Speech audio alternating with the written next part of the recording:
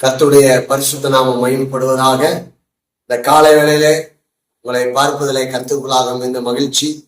கடந்த 6 மாதங்கள் முழுவதும் தேவன் நம் அனைவரையும் கண்ணின் மணி போல பாதுகாத்தார். கடந்த மாதத்தின் வாக்குத்தத்தத்தின்படியாக நான் உங்கள் மேல் கண்ணோக்கமாய் இருந்து உங்களை பழுகவும் பெருகவும் பண்ணி என் உடன்படிக்கையை திடப்படுத்துவேன் என்று சொல்லி நம்மளை ஆஸ்வதித்து 6 மாதமும் கர்த்தர் பாதுகாத்தார். இந்த 7வது மாதத்திலையும் தேவன் நமக்கு நல்ல வாக்குத்தத்தத்தை கொடுத்திருக்கிறார்.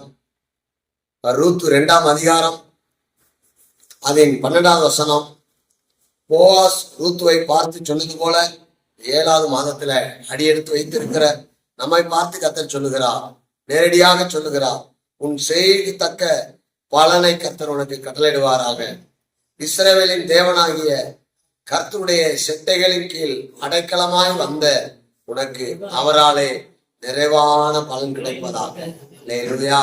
வசனத்தின்படியாக கர்த்தர் இந்த மாதம் முழுவதும் அற்புதமாக நடத்துவார். நிறைவான பலன் உங்களுக்கும் உங்கள் குடும்பத்துக்கும் பிள்ளைகளுக்கும் உண்டாவதாக. ஆமென்.